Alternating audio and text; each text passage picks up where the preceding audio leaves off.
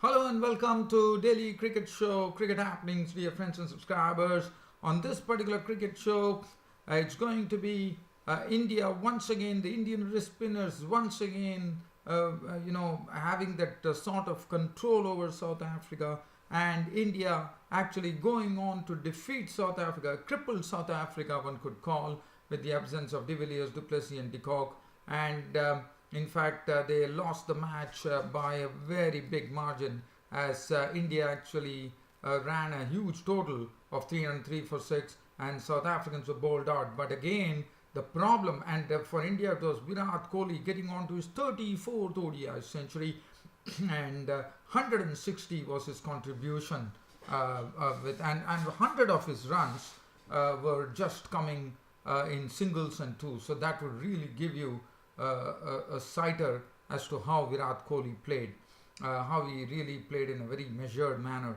And South Africa were bowled out for 179. Once again, the spin twins, Yuzvendra Chahal and Kuldeep Yadav, doing the same thing, taking 8 wickets between them. South Africans were all out for 179. And as I said, it was a massive win for India. And now India can't lose the series. That's what they have done. South Africa still have another chance now in the remaining 3 matches which are coming up. They would also be buoyed up by the fact that A.B. de Villiers would be on duty and he would make a great difference according to me. So that is a good thing for them. And South Africa, who always were boasting that the happy hunting ground, today actually met their doom here and they lost to India. So India leading 3-0 in the ODI series, 6-match ODI series. And as far as the T20 between the Trans-Tasman Trophy, the second match of the Trans-Tasman Trophy, Australia taking on England, as I said, it was a different kettle of fish, and Australians were the ones who actually won the match at the second match, as the England did not put up a good show. In fact, they mustered only 155 for 9, and after that, it was Glenn Maxwell who was the hero, getting his second T20 century. Look at that knock of his, 161 for 5, Australia beating England in the second Trans-Tasman Trophy and also taking a lead. In fact, they are the ones who are sitting on the top of the table with 2 victories in 2 matches now. And Glenn Maxwell absolutely hammered the English bowling to make an unbeaten 103 in a total of 161. So that will really tell you that Glenn Maxwell was the one who dominated right from the hit. So that is something we'll be looking at. And we'll also have a look at some cricket news if time permits.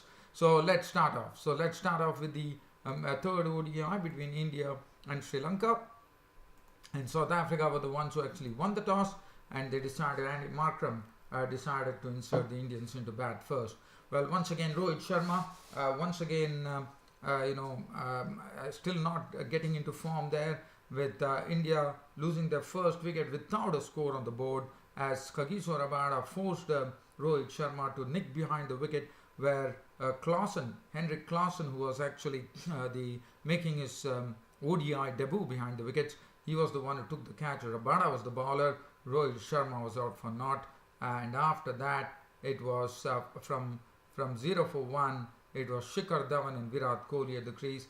And Shikhar Dhawan in this series is showing that he's really willing to play his strokes, and it is fetching him runs as well. He's showing great consistency according to me, Shikhar Dhawan, and that's what he precisely did. He had the company of Virat Kohli at the other end.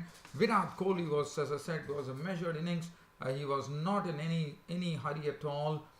He was really getting the ones and twos, giving more of the strike to Shikhar Dhawan, who was actually middling the ball well, and this partnership was going on well. Definitely, there was a stage in the game where there was a sort of a bit of a niggle, I would say, between Virat Kohli and Rabada, when Rabada actually went for an LBW appeal, and when Kohli reviewed it, it was given not out. So that really turned to the consternation of the South African bowler. Rabada was not happy with it, but Virat Kohli stayed, and look at what a major difference he made. From 0 for 1, with this wonderful partnership that happened, which was really keeping the scoreboard ticking at a very good rate, one thought. Shikhar Dhawan was stroking the ball to a nicety. Virat Kohli, as I said, he was juggling it. He was taking a lots of ones and twos in that knock. And if you look at the score reached 140. and that was the time Dumini actually struck twice in succession. In 2 overs, he actually took 2 wickets. First, he took the wicket of Shikhar Dhawan for 76 of 63 deliveries, 12 fours. Then Ajinkya Rahane was a victim, out for 11 of 13 balls, and Dumini also got a good trundle. He got his full quota of 10 overs as he bowled well, and Virat Kohli was still going strong at the other end. But once Virat Kohli reached his century, one saw a different dimension of Virat Kohli, and Virat Kohli was absolutely smashing the South African bowlers. Pandya made 14 of 15 deliveries with 1-6. Dhoni got an opportunity, but he was out to Imran Tahir for 10 of 22 balls. Yadav was out for 1 to Philippe. Bhuvneshwar Kumar was there till the end for Virat Kohli. Virat Kohli went on to his 34th ODI century, and at the end, when thanks to Virat Kohli, India breached the 300 mark. They were placed at 303 for 6 of their 50 overs. It was always going to be a good score. Virat Kohli was not out on 160 of 159 deliveries, 12 fours and 2 sixes. Bhuvneshwar Kumar was not out on 16 of 19 deliveries, 1 4. Now the bowling, if you look at the bowling, Rabada was 1 for 54. Lungi Giri got some severe punishment at the hands of the Indian batsman as he bowled 2 short, 6 overs, was slammed for 47 runs. Morris 9 overs, 1 for 45. Philippe 6 overs cost him 42 with 1 wicket. Imran Tahir 9 overs went for 52 with 1 wicket, and Dumini also leaked runs, 10 overs 60, but he took 2 wickets. Now South Africa was given a target of 304 runs to win from the 50 overs, and let's have a look at what happened.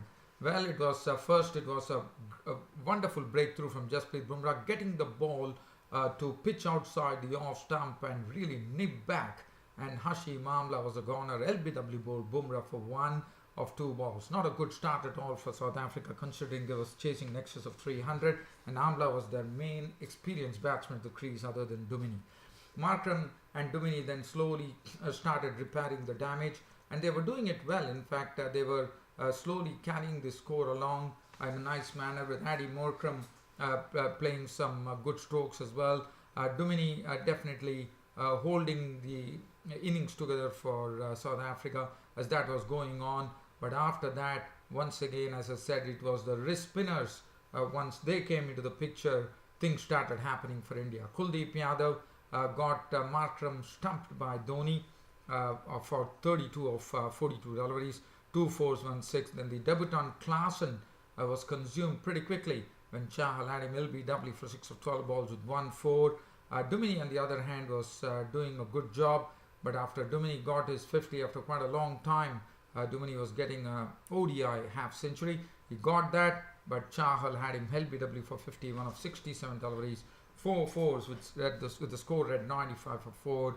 It was always going to be difficult. They still had a hope in the form of David Miller, but David Miller could make only 25 runs of 42 deliveries, 1 4 in that.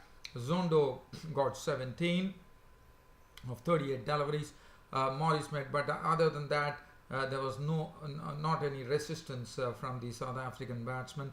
Morris was out for 14 to Kuldeep Yadav of 10 balls with 1 4. Felikwayo was out for 3. Rabada remained not out on 12. Imran Tahir 8 and Gidi 6, both getting out to Chahal. And it's all again, it was the challenge for them against the wrist spinners, who once again weaved the web and started picking up the wickets the other day. But again, there were 4 wicket hauls to both the South Africans were bowled out for 179, and thus India registering a huge victory in the 3rd ODI, winning the match by a handsome margin of 124 runs. The bowling from the South Africans, the Indian bowling, once let's look at Kuldeep Yadav. What a brilliant spell from Kuldeep Yadav. 9 overs, 1 maiden, 23 runs and 4 wickets. A picture of economy and also wicket taking.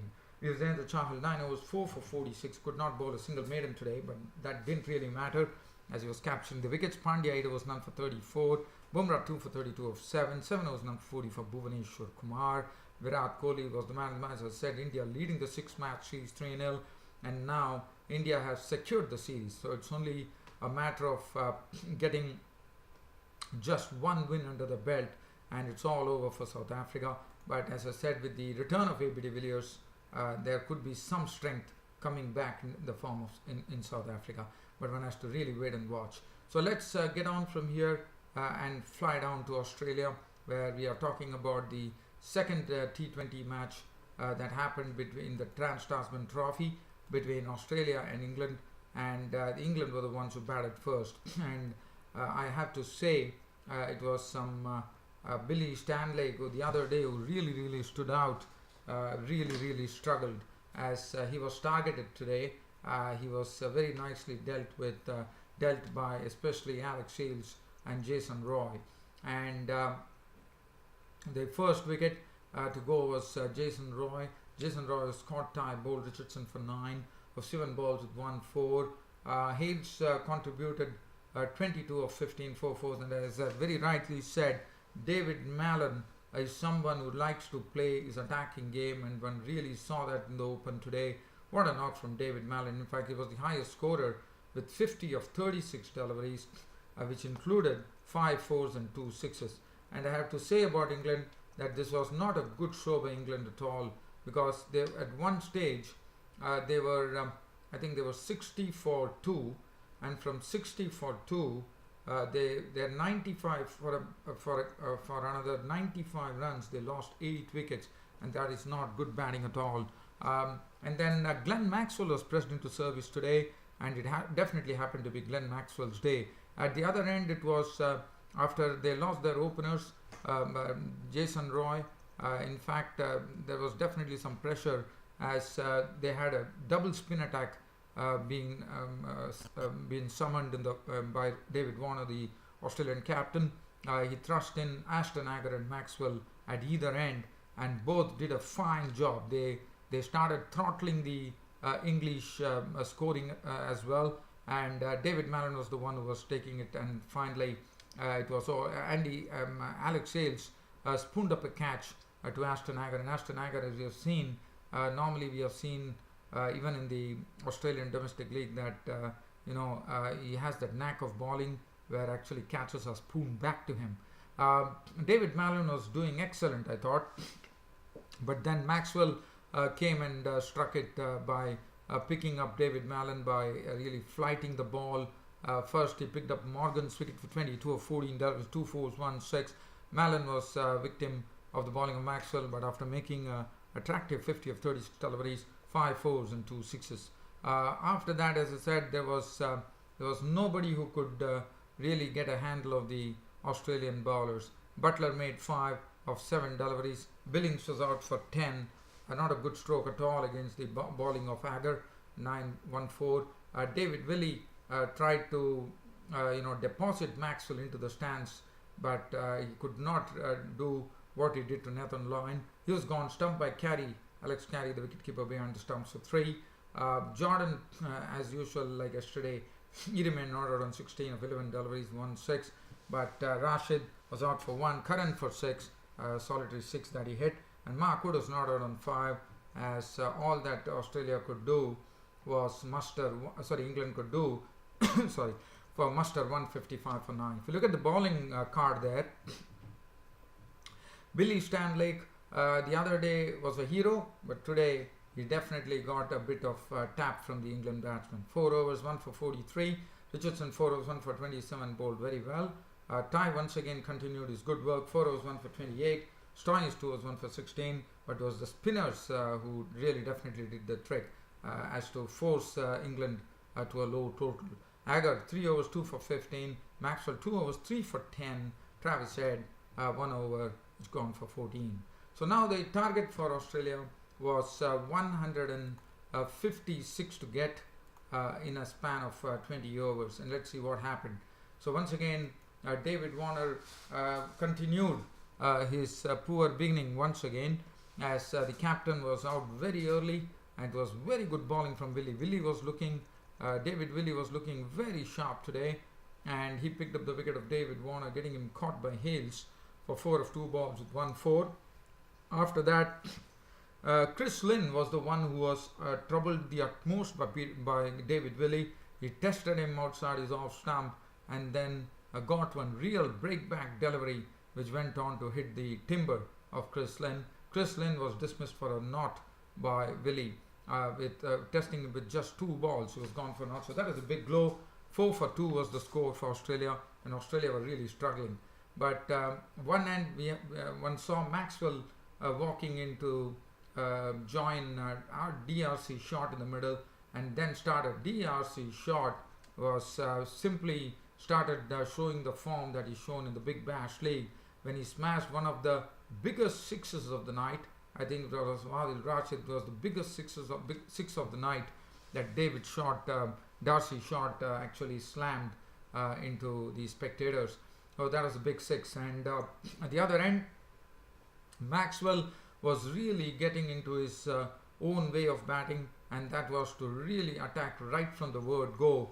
And suddenly, from a score of 4 for 2, a counter attack from 2 hitters at either end, Glenn Maxwell and DRC shot, really started burning holes into England as the partnership really went on in a very, very breezy manner, as I would say in exactly 48 balls they slammed 82 runs, which was very well done.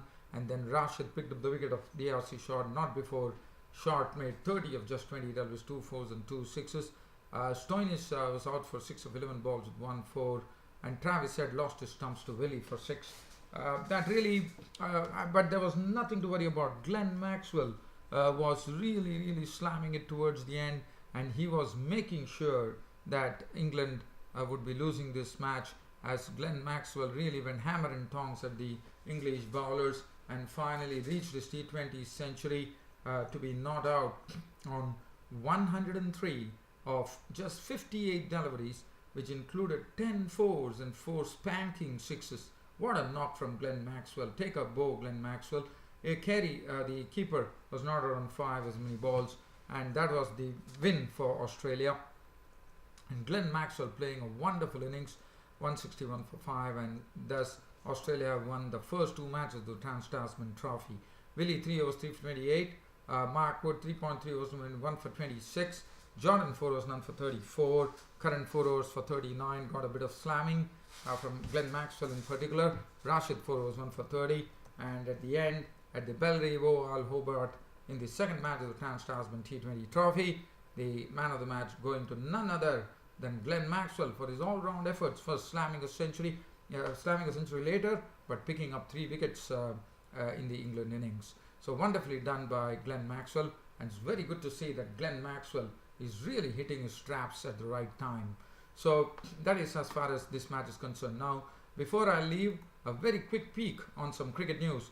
As we were talking about the Trans-Tasman Trophy, one would be seeing Mark Chapman, who has been really scoring in a very powerful manner in the T20 smash in all the New Zealand domestic league there, and he has been, after playing for Hong Kong for quite some time, Chapman is set for a New Zealand debut in the Trans-Tasman Trophy. What a moment that would be for Mark Chapman, who actually hails from New Zealand but was playing for Hong Kong. So now Mark Chapman would be making his T20 debut in the next match of the Trans-Tasman Trophy for New Zealand. And also Tim Seifert would also, the wicketkeeper batsman who has also been playing in a very powerful manner in the New Zealand domestic league. He would also be getting an opportunity, Tim Seifert, the wicketkeeper. So definitely one is looking out for Mark Chapman, and one is told that Mark Chapman has the ability to clear even bigger ground. So he definitely packs a punch when he hits his strokes. So it will be interesting to see what Chapman can come up with on his ODI debut. The other news being Lasith Malinga, who had no takers in the Indian Premier League, will be the Mumbai Indians bowler's coach. It's mentor, and I'm very happy for him that he has got this opportunity. And other than that, dear fans, friends, subscribers, one thing that I could say is that there is also the test match coming up between Bangladesh and Sri Lanka. Is the second test match which is coming up at Mirpur. Well, dear fans, friends, subscribers, not much time to really go the distance here. It's about time for me to pull the curtain down on this daily cricket show by bidding you all a very good night.